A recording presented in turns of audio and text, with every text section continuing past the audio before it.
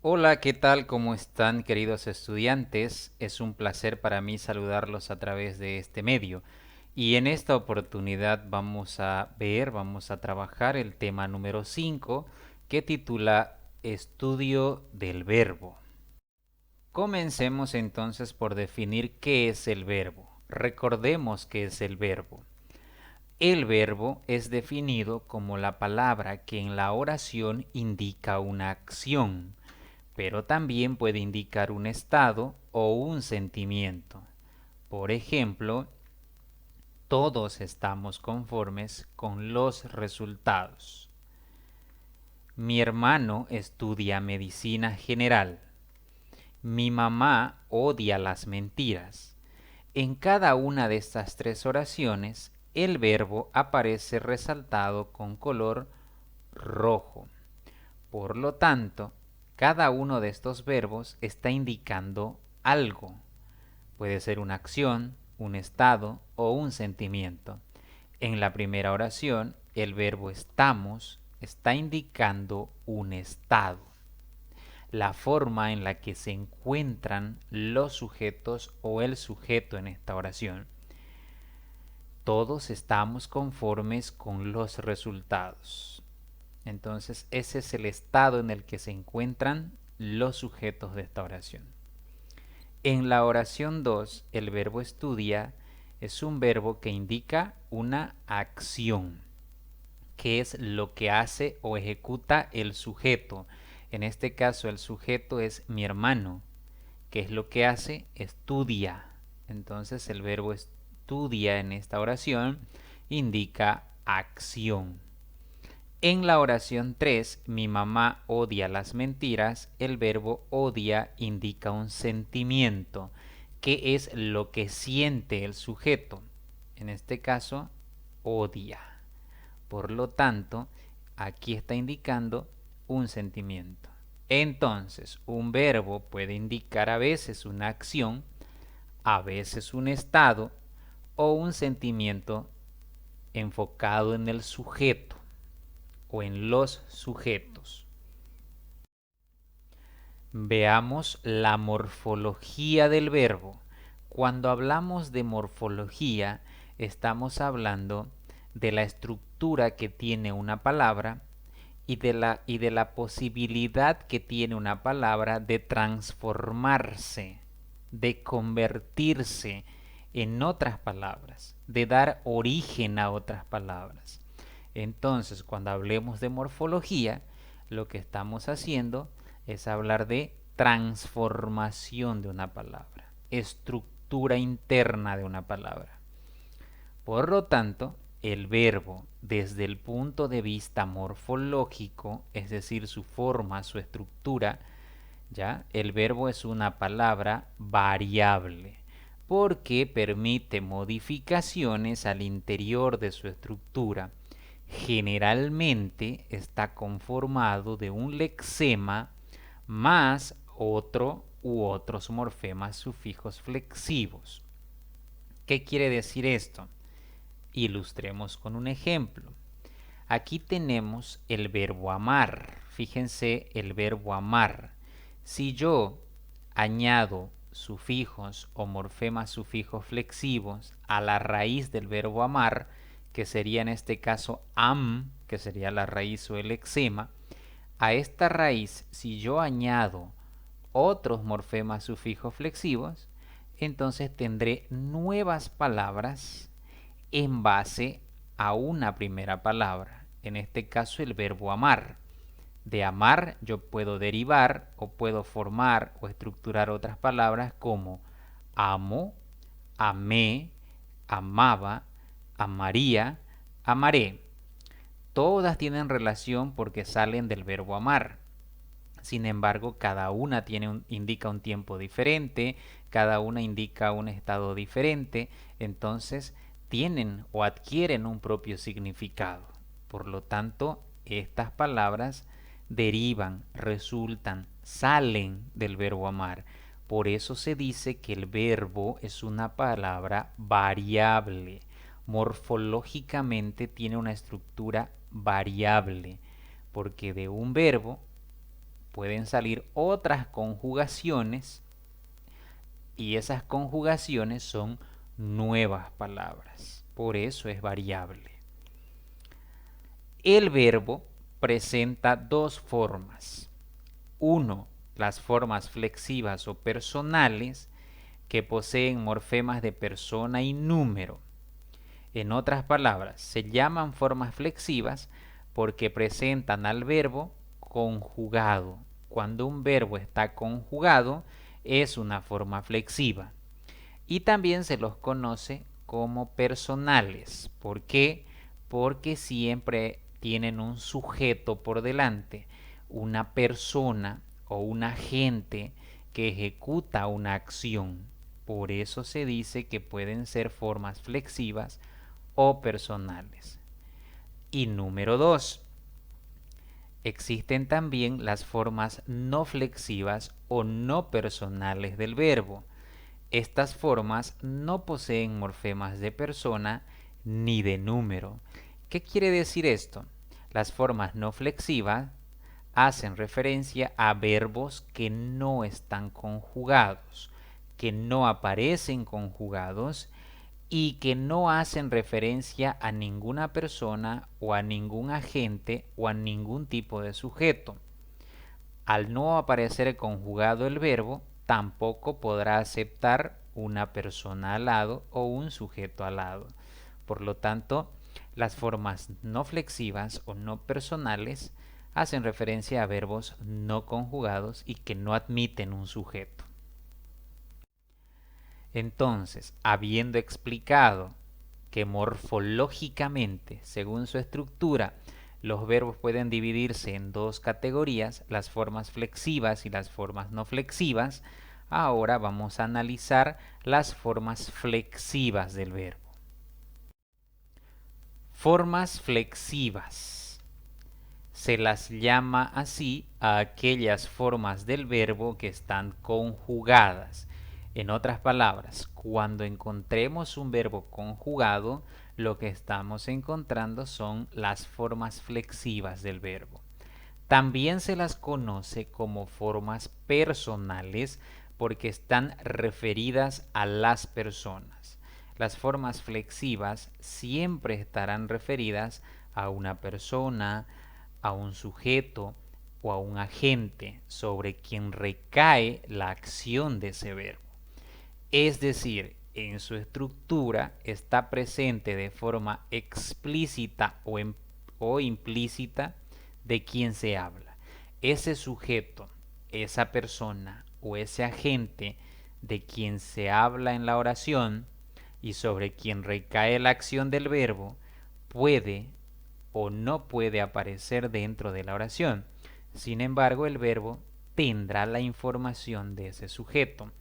Por ejemplo, lloraba desconsolado por la muerte de su esposa. En esta oración, el verbo es lloraba. Ese verbo lloraba hace referencia a alguien que efectivamente lloraba desconsolado por la muerte de su esposa. Ese alguien es el sujeto sobre quien recae la acción de llorar. Se supone que ese alguien es él. Él lloraba desconsolado por la muerte de su esposa. Pero si ustedes revisan la oración con detenimiento, van a darse cuenta que no aparece escrito el sujeto, sino que el verbo permite que se sobreentienda quién es el sujeto. A eso me refería cuando les decía que el sujeto puede aparecer escrito y también no puede aparecer escrito, porque el verbo ya tiene la información del sujeto en su estructura. En este caso el sujeto no aparece, pero el verbo ya me da a entender que el sujeto es él. Este otro ejemplo, mi amigo cantó toda la noche en el karaoke. Cantó es el verbo. Ahora, ¿cuál es su sujeto? ¿Quién cantó? Mi amigo. Ese es el sujeto. Él, otra vez, ese es el sujeto. Mi amigo es quien ejecuta la acción y mi amigo es sobre quien recae la acción del verbo. Entonces, aquí sí aparece el sujeto escrito, pero en la primera oración no aparece el sujeto escrito. Entonces, cuando yo les decía que puede aparecer y no puede aparecer un sujeto, un agente o una persona como sujeto, me refería a este caso. El verbo ya tiene en su estructura la información necesaria. Ahora veamos los accidentes gramaticales del verbo. Cuando hablamos de accidentes gramaticales del verbo, estamos diciendo que son esos elementos que aparecen dentro de una forma flexiva del verbo, dentro de un verbo conjugado. Estos accidentes gramaticales solo pueden aparecer y ser analizados dentro de un verbo conjugado, es decir, una forma flexiva del verbo. ¿Y cuáles son estos accidentes gramaticales? Los siguientes: la persona, el número, el tiempo verbal y el modo. Estos son los 5 accidentes gramaticales que se pueden encontrar en un verbo conjugado o en una forma flexiva del verbo. A continuación veremos cada uno de estos 5 accidentes gramaticales. Accidentes gramaticales del verbo. Número 1. Persona. Indica si el sujeto que aparece en una oración recibiendo la acción del verbo es la primera persona, que puede ser yo, nosotros, nosotras. La segunda persona, que puede ser tú, vosotros, vosotras. Y la tercera persona, que puede ser él, ella, usted, ellos, ellas y ustedes. Entonces, cuando hablamos de persona, estamos hablando del sujeto, del agente, de la persona que recibe la acción del verbo. Ya saben que puede ser en primera persona, puede aparecer ese sujeto en segunda persona o puede aparecer en tercera persona. Accidentes gramaticales del verbo. Número 2. El número. El verbo puede tener como sujeto a un solo ser, a un solo agente, a una sola persona o a varios. Es decir, que puede ser número singular y de número plural. Es de número singular cuando ese sujeto que aparece es una sola persona. Por ejemplo, yo juego, una sola persona. Tú comes, una sola persona. Él canta, usted baila, ella habla. Es solo una persona quien ejecuta la acción de ese verbo. Por lo tanto, el número en el que aparece ese verbo será singular. También tenemos número plural. Y cuando hablamos de número plural, el verbo aparecerá haciendo referencia a que son dos o más personas quienes ejecutan la acción. Por ejemplo, nosotros jugamos, vosotros coméis, ellos cantan, ustedes bailan, ellas hablan. Si se dan cuenta ustedes, cuando hablamos de número plural, hacemos referencia a que el verbo marca una acción ejecutada no por una sola persona, sino por dos o más personas. Entonces el número de un verbo, cuando haga referencia a una sola persona, será singular. Y cuando haga referencia a dos o más personas que ejecutan una acción, entonces será plural. Accidentes gramaticales del verbo. Número 3. Tiempo. Cuando hablamos de tiempo, simplemente estamos diciendo que este tiempo sitúa la acción en un tiempo determinado, en un momento determinado de la historia, en un momento determinado de algún espacio, de algún tiempo. Entonces, según el tiempo, el verbo puede ser o puede aparecer en presente. Por ejemplo, amo, haces, cantan. También puede aparecer en pretérito, o sea, en pasado. Amé, hiciste, cantaron. También puede aparecer en futuro. Amaré, harás, cantarán.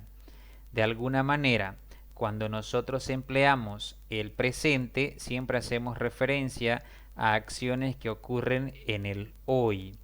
Cuando usamos el pretérito, siempre hace referencia a acciones que pasaron o que ya concluyeron y siempre está relacionado al ayer, mientras que el futuro siempre está relacionado a acciones que van a ocurrir. Entonces está muy pegado o relacionado al mañana. Por lo tanto, el tiempo en cuestión cronológica hace referencia al presente, al pretérito y al futuro. Accidentes gramaticales del verbo. Número 4. Tiempo verbal. Indica la forma en la que aparece el verbo al conjugarse. Este tiempo verbal también es conocido como forma en la que aparece un verbo al conjugarse. Por lo tanto, según cómo aparezca en una forma, en su estructura el verbo, puede ser de tiempo simple o forma simple. Quiere decir que un verbo va a aparecer en una sola palabra. Por ejemplo, amé, cantará, comieron. Pero un verbo también puede aparecer en tiempo compuesto o forma compuesta. Quiere decir que un verbo va a aparecer estructurado por dos palabras que formen un solo verbo. Por ejemplo, he amado, habrá cantado, han comido. Si ustedes verifican, se darán cuenta de que estos verbos, estos ejemplos, son un solo verbo, pero formado por dos palabras. He amado, habrá cantado, han comido. Entonces, cuando hablamos de tiempo verbal, estamos hablando de la forma en la que aparece un verbo al conjugarse. Esta forma puede ser simple o compuesta. Si es simple, se conoce como tiempo simple porque el verbo aparece en una sola palabra. Y si es compuesto, se conoce como tiempo compuesto porque el verbo aparece estructurado por dos palabras. Accidentes gramaticales del verbo. Número 5. El modo. Cuando hablamos de modo, estamos diciendo que indica el momento en que se realiza la acción y el tipo de información que se transmite. El modo es el encargado de transmitir la información que está ejecutando un sujeto y esa información va a ocurrir en un momento determinado. De eso se encarga el modo. En español solo tenemos tres modos: el modo indicativo, el modo subjuntivo y el modo imperativo. Cada uno de estos tres modos se encarga de que un verbo se conjugue aplicando ciertas características. A continuación vamos a desglosar cada uno de estos tres modos. Modo indicativo. Este es el primer modo. Hace referencia a acciones o hechos reales. Presenta la acción como algo real, como algo cierta, como algo experimentada. Cualquier verbo que se conjugue en el modo indicativo estará haciendo referencia siempre a una acción real, a un hecho experimentado. Por ejemplo, ustedes estudian demasiado. El verbo estudian hace referencia a un hecho experimentado, a un hecho real, una acción cierta.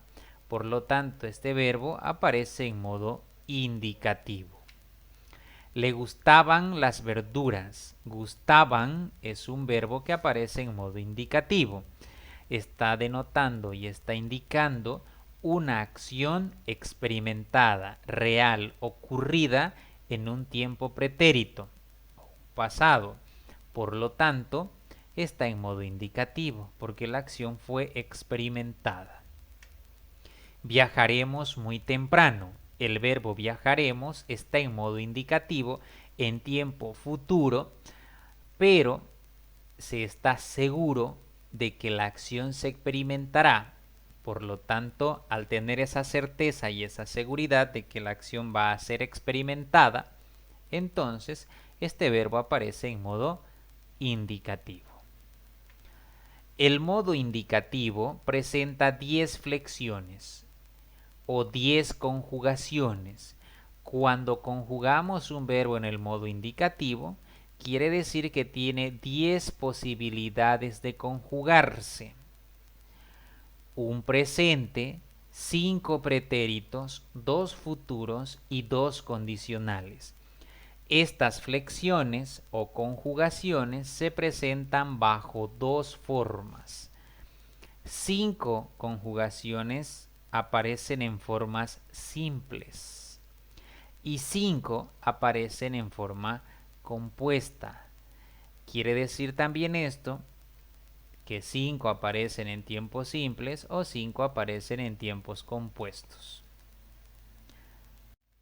Para entender mejor lo que les acabo de explicar en cuanto al modo indicativo, les presento este cuadro para que se comprenda mucho mejor la información. El modo indicativo, recordemos entonces, indica acciones reales, expresa acciones experimentadas, concretas. Por lo tanto, el modo indicativo tiene 10 flexiones. Si ustedes visualizan los cuadros de color rosado, verde, amarillo y celeste, si ustedes cuentan todos esos cuadros, encontrarán 10 cuadros. Cada cuadro se conoce como flexión o conjugación. Por lo tanto, el modo indicativo tiene 10 flexiones. Un verbo al conjugarse deberá pasar por los 10 cuadros.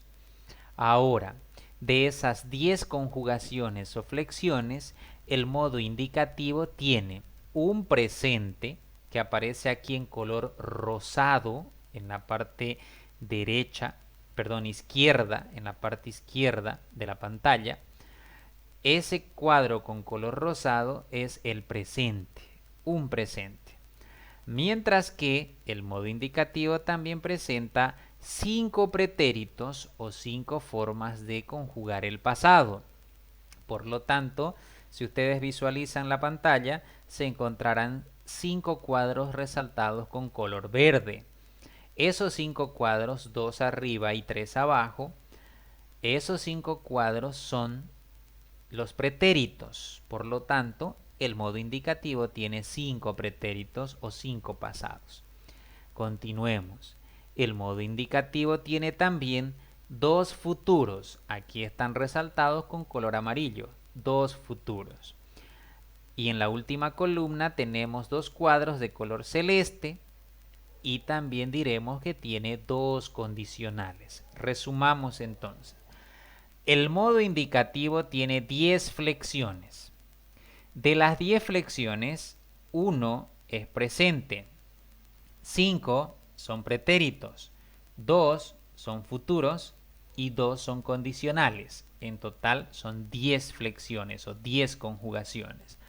De esas 10 conjugaciones o flexiones, 5, las 5 de arriba, se presentan en tiempos simples o formas simples, porque el verbo aparece en una sola palabra, mientras que las flexiones de abajo aparecen en tiempos compuestos o formas compuestas. ¿Qué quiere decir eso? Que el verbo aparece estructurado con 2 palabras. Entonces el modo indicativo tiene 5 flexiones en tiempo o forma simple y 5 flexiones en tiempo o forma compuesta.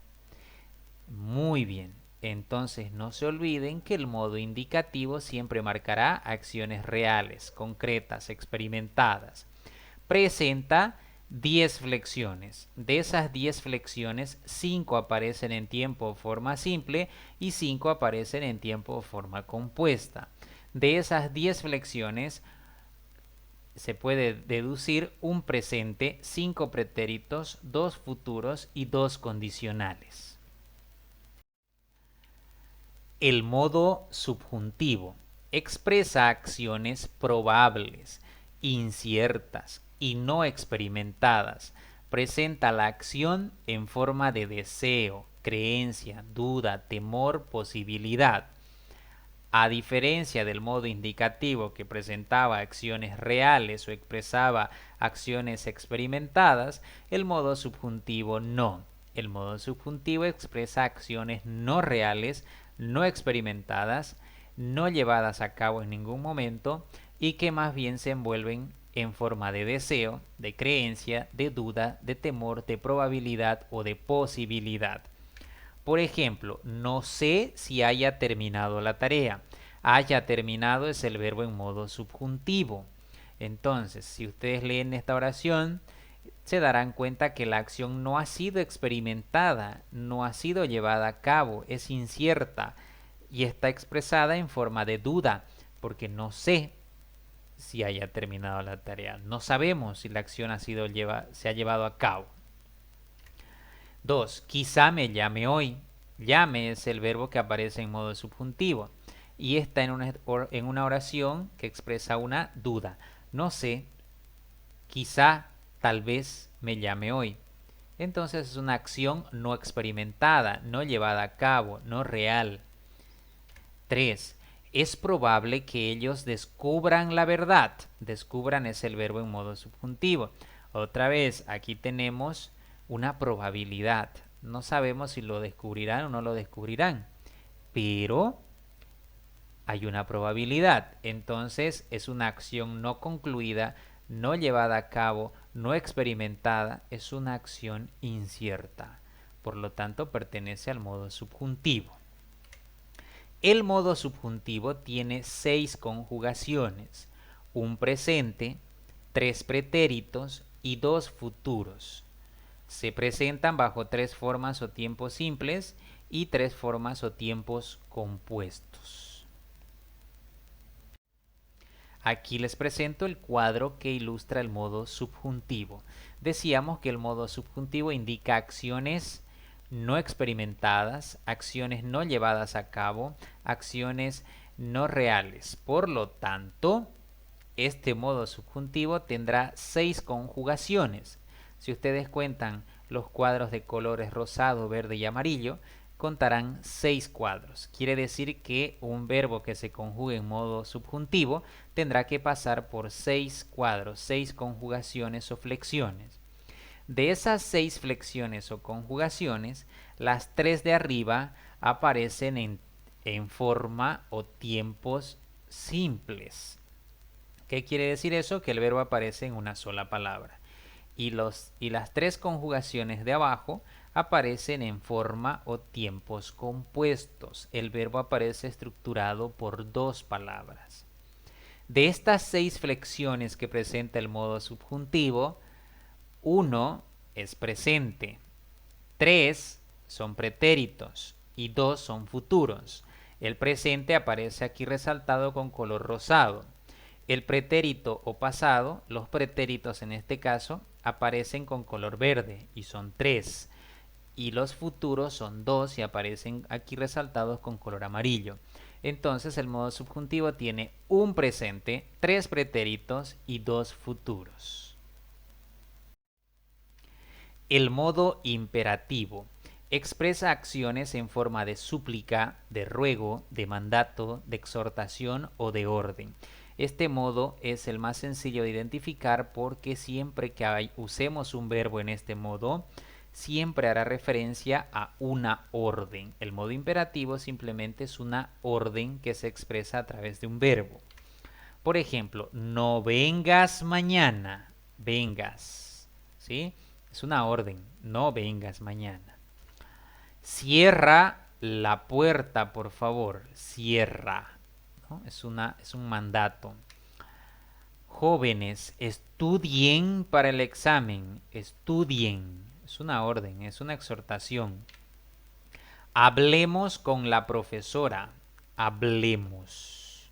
¿sí? Es un mandato. Hagamos la tarea, es una exhortación, hagamos. Entonces, si ustedes se dan cuenta, el modo imperativo siempre expresará una orden, un ruego, una súplica, un mandato, una exhortación. Por eso el modo imperativo es mucho más sencillo de identificar porque el verbo siempre hará referencia a una orden. El modo imperativo tiene una flexión, una sola flexión y solo dos personas gramaticales. Por lo tanto, no es tan complicado identificar el modo imperativo. Se presenta en la segunda persona de singular con tú y usted y la segunda persona del plural con vosotros y ustedes. Aquí está el cuadro que representa el modo imperativo. Segunda persona singular, canta tú, cante usted. Y segunda persona plural, cantad vosotros, canten ustedes, ¿no? Siempre el modo imperativo expresará una orden. Por lo tanto, es mucho más sencillo de identificar en comparación a los otros modos. Y solamente tiene una flexión con dos personas gramaticales, nada más. Ahora les voy a presentar una ilustración o un ejemplo de las formas flexivas aplicando los accidentes gramaticales del verbo. Recuerden que los accidentes gramaticales solo se aplican a las formas flexivas o a los verbos conjugados. Los accidentes gramaticales son la persona, el número, el tiempo verbal o forma verbal y el modo. Son 5 accidentes gramaticales que se pueden analizar dentro de la estructura de un verbo conjugado o un verbo en forma flexiva. Aquí tenemos un ejemplo. En este momento aprendo lenguaje. El verbo es aprendo. Analicemos este verbo. Está en primera persona porque puedo poner por delante el pronombre yo. El verbo me indica y me exige que el sujeto sea yo. En este momento yo aprendo lenguaje. Aunque el yo no aparezca escrito, el verbo aprendo ya tiene en su estructura marcada la persona. Por lo tanto, este verbo aparece en primera persona. El número en el que aparece este verbo es singular, porque el sujeto es una sola persona, yo. Por lo tanto, el número del verbo será singular. El tiempo en el que aparece este verbo es presente. ¿Por qué? Porque está haciendo referencia a una acción que ocurre en el hoy, por eso es presente. El tiempo verbal o la forma verbal en la que aparece este verbo es simple, porque el verbo aparece estructurado en una sola palabra. Y el modo es indicativo, porque el verbo hace referencia a un hecho real, a una acción experimentada, a una acción que se lleva a cabo. Por lo tanto, el modo será indicativo. Entonces tengo el verbo aprendo, está en primera persona, singular, tiempo presente, simple y modo indicativo. Aquí les presento otro ejemplo de las formas flexivas, aplicando a las formas flexivas. Esta semana los maestros han realizado reuniones. En este ejemplo el verbo es han realizado. Este verbo aparece en tercera persona porque el sujeto aquí es ellos, los maestros, por lo tanto es la tercera persona. El número en el que aparece este verbo es plural porque el ellos hace referencia a dos o más personas, entonces es plural. El tiempo en el que aparece el verbo es pretérito porque la acción está en el pasado. El tiempo verbal o la forma verbal es compuesta o compuesto porque este verbo aparece estructurado en dos palabras. Entonces su tiempo verbal será compuesto. Y el modo en el que aparece este verbo es indicativo porque el verbo hace referencia a una acción real, experimentada, llevada a cabo. Por eso es indicativo. Entonces este verbo han realizado está en tercera persona, plural, tiempo pretérito, compuesto y modo indicativo.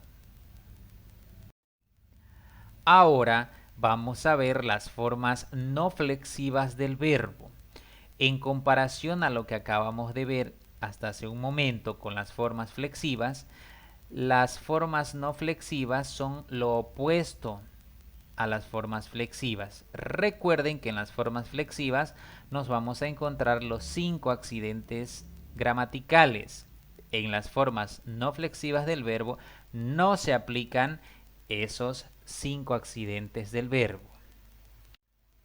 ¿Cuáles son las formas no flexivas entonces? Son llamadas también formas no personales porque los verbos no aparecen conjugados. Cuando aparezca un verbo no conjugado, entonces se habla de formas no flexivas. Se caracterizan porque estas formas verbales no indican tiempo, no indican persona y no indican modo del verbo.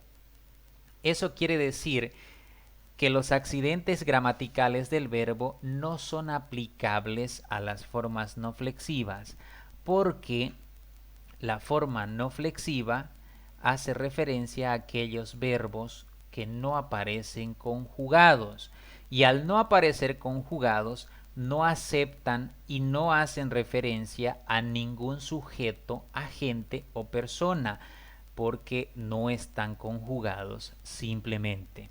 Ahora, ¿cuáles son esas formas no flexivas? Número 1, el infinitivo. Todos los verbos en español tienen una forma de infinitivo. Todos, absolutamente todos, tienen su infinitivo. La marca del infinitivo es la terminación ar, la terminación er y la terminación ir. Por ejemplo, cantar, comer, vivir. Todos los verbos o van a terminar en ar, o van a terminar en er, o van a terminar en ir. Cuando tenga una de estas tres terminaciones, el verbo estará en infinitivo. Y al estar en infinitivo, entonces estaremos hablando de una forma no flexiva del verbo. Y al no ser flexiva, quiere decir que tampoco es una forma personal, porque no admite, no acepta un sujeto por delante. No se puede decir yo cantar, tú cantar, él cantar, ella cantar, nosotros cantar. Imposible. Por lo tanto, por eso se dice que el infinitivo es una forma no flexiva, no personal, porque muestra a los verbos en una forma no conjugada y que no aceptan un sujeto o una persona por delante. La segunda forma no flexiva es el gerundio.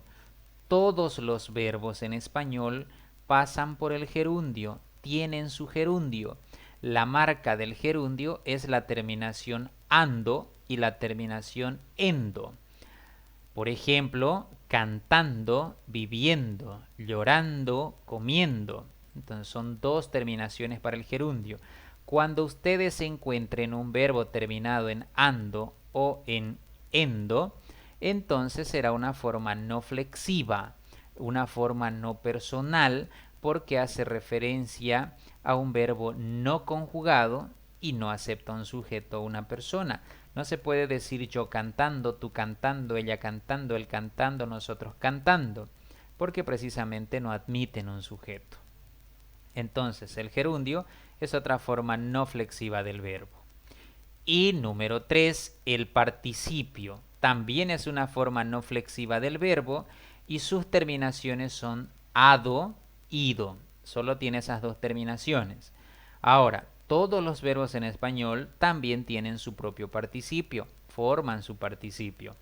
Y cuando ustedes se encuentran un verbo terminado en ado y en ido, entonces será una forma no flexiva, una forma no personal del verbo, porque no está conjugado y no acepta un sujeto. El participio es la única forma no flexiva que va a admitir un cambio en su estructura en cuanto a género femenino masculino y en número singular plural. Por ejemplo, se puede decir cantado, cantada, cantados, cantadas, vivido, vivida, vividos, vividas. Entonces, el participio es la única forma no flexiva que tiene esta habilidad de poder tener femenino y masculino, singular y plural. El infinitivo y el gerundio no. Ahora, las formas no flexivas del verbo entonces son tres: el infinitivo, el gerundio y el participio. El infinitivo termina en ar, er, ir, el gerundio en ando y endo, y el participio en ado y en ido, con su femenino, masculino, singular y plural. Son formas no flexivas porque no admiten un sujeto por delante, no hacen referencia a ninguna persona y no están conjugados. Por eso son formas no flexivas y no admiten ningún accidente gramatical en su estructura. Muy bien, eso ha sido todo por ahora y conmigo será hasta una próxima entrega.